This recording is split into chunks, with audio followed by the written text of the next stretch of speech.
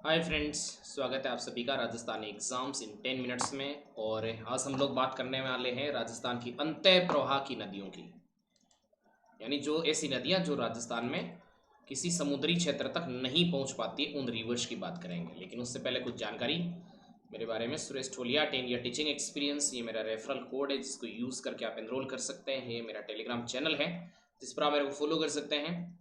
यहाँ पर आपको डेली टॉप एजुकेटर्स की लाइव क्लासेस मिलेंगी, लाइव टेस्ट मिलेंगे, स्ट्रक्चर्ड कोर्स हैं, अनलिमिटेड एक्सेस हैं। इसके लिए 1 ईयर का चार्जेस 7,000 है, 2 ईयर के लिए जो चार्जेस हैं वो 8,400 है। बट आप ठोलिया 10 रेफरल कोड यूज़ करेंगे तो आपको 10% डिस्काउंट मिल जाएगा। और आप 1 ईयर में जो है वो 6,300 के अंदर एनरोल कर पाएंगे, जबकि 2 ईयर्स के लिए जो है मात्र 7,560 के अंदर एनरोल कर पाएंगे। राजस्थान की अंतः प्रवाह की नदियां कौन सी है? ऐसी नदियां मेनली देखा जाए तो ये जो क्षेत्र है अपने पास में शेखावटी प्रदेश वाला, वो अंतः प्रवाह के रूप में जाना जाता है। लेकिन और भी क्षेत्र है, सिर्फ यही नहीं। तो राजस्थान की अनेक छोटी नदियां इस प्रकार की है जो कुछ दूरी तक बहती है, उसके बाद रेत और भूमि में विलीन हो जाती है। इस प्रकार की नदियों को अंतः प्रवाही नदियां कहते हैं, यानी जो अपने मुकाम तक यानी लक्ष्य तक मतलब समुद्री क्षेत्र तक नहीं पहुंच पाती है। जैसे कांतली हो गई, साबी नदी हो गई, कांकड़ी नदी हो गई या काखने नदी हो गई, कांकड़ी नदी हो गई या काखने नदी हो गई। जैसे कांतली नदी है, ये कांतली जो नदी है इसका संबंध है, ये राजस्थान में प्रवाहित होने वाली सबसे बड़ी अंतः प्रवाह की नदी है। इसका संबंध दो जिलों से है, एक तो है सीकर से, दूसरा इसका संबंध है वो है झुंझुनू से।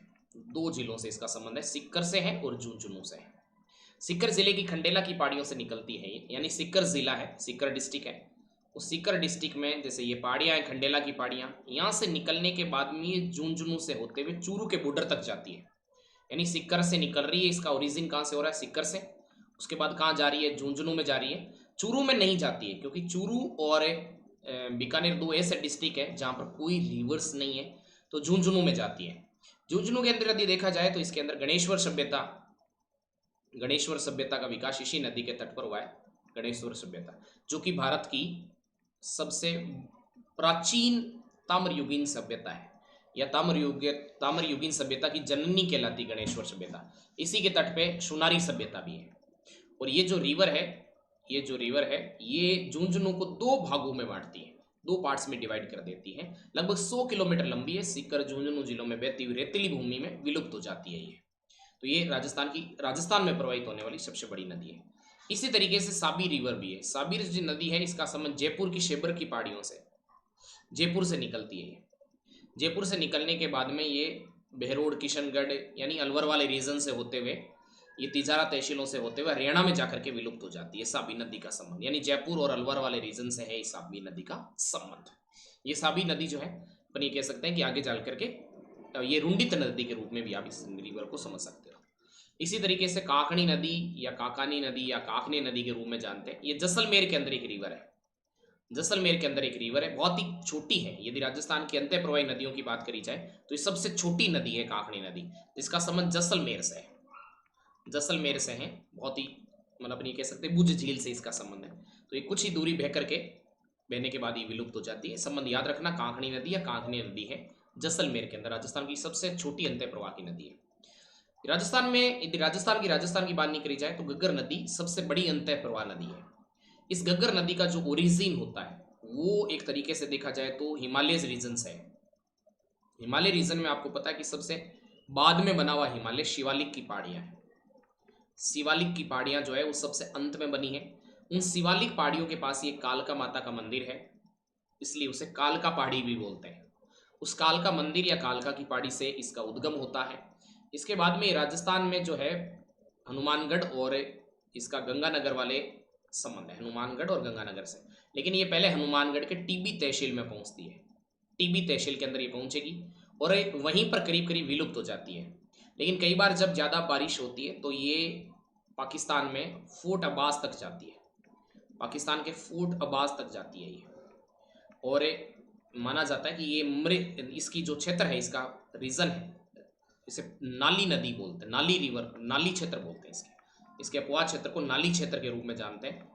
इसे आप मृत नदी, डेड रिवर के रूप में भी जानते हैं, क्योंकि अपने रास्ते में मर जाती है। या नट नदी के रूप में भी इसे जानते हैं, नट नदी के रूप में भी इसे जानते हैं। तो ये राजस्थान में से होकर के पाकिस्तान में जाती है, तो पाकिस्तान तक पहुंचती है। हनुमानगढ़ है, गंगानगर है, और इन्हीं के जो रीजन है सूरतगढ़, अनूपपुर से होते हुए पाकिस्तान में चली जाती है।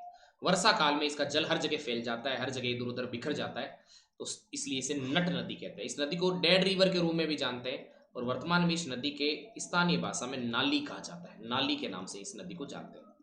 उक्त अंतः प्रवाही नदियों के अतिरिक्त बाणगंगा और सांबर झील क्षेत्र की, जैसे सांबर झील है, सांबर झील आपको पता है कि सांबर झील का संबंध कहां से है? सांबर झील का संबंध जयपुर से, नागौर से, और आपको पता है अजमेर से। इस झील का प्रशासनिक देखरेख जयपुर के द्वारा की जाती है, इसलिए इसे जयपुर के अंदर माना जाता है। लेकिन इसके अंदर 4 नदियां आकर के गिर रही है, जिसके अपन यदि बात कर सकते हैं तो जैसे खारी नदी होगी, नागौर वाले रीजन से आती है, खारी नदी होगी, अजमेर साइड से रूपनगढ़ आती है, रूपनगढ़ आती है, खंडेला है, ये सीकर वाली साइड से आती है, खंडेला, रूपनगढ़ हो गई, खारी हो गई, खंडेला हो गई, मेंथा हो गई। इस तरीके से ये भी अंतः प्रवाह की नदियां होगी। खारी नदी भी अंतः प्रवाह की नदी है, रूपनगढ़ भी अंतः प्रवाह की नदी है, मेंथा भी अंतः प्रवाह की नदी है, खंडेला भी अंतः प्रवाह की नदी है। बाणगंगा है, ये जयपुर में जो बेराट की पहाड़ियों से उद्गम होता है इसका, जयपुर में बेराट की पहाड़ियों से, अर्जुन की गंगा के रूप में भी जानते हैं इसको, तो जयपुर में बेराट की पहाड़ियों से इसका उद्गम होता है। कहते हैं अर्जुन ने जो है द्रौपदी को प्यास लगी, इसलिए अपने तीर से इसे निकाला था, बेराट की पहाड़ियों से इसका उद्गम होता है। ये नदी जो है फिर दौसा और भरतपुर से होते हुए जाकर के बाद में उधर चंबल वाले रीजन में यमुना में जाके मिलती है फिर। तो इस तरीके से इन रीजन है। तो अपन एक तो देखी थी यहाँ पर इस रीजन के अंदर, ये शिकर वाले जो रीजन है, यहाँ से खंडेला से पहाड़ी निकल के झुंझुनू, ये आपके पास में कांतली नदी होगी। कहाँ कहाँ रीजन है यहाँ बता देता हूँ। कांतली नदी होगी जो जून चूरू में जाने से पहले ही समाप्त हो जाती है। इसी के तट पर गणेश्वर और सुनारी की सभ्यता है। इसी तरीके से इसी रीजन से साबी नदी निकलती है। इस तरीके से ये साबी नदी है जिसका संबंध जयपुर और अलवर से है। इसी तरीके से बाणगंगा है जो कि जयपुर, दौसा और आपके पास में इस तरीके से भरतपुर होते हुए इस तरीके से जाती है। ये आपके पास में बाणगंगा हो गई, इसका संबंध हो गया। यहाँ पर आपके पास जयपुर और शिकर अजमेर में यहाँ पर सांबर झील है। इस सांबर झील में 4 नदियां आकर के गिर रही है। एक नदी होगी हमारे पास खारी, एक नदी होगी हमारे पास में खंडेला, इसके अलावा अपने के पास हो गई मेंथा,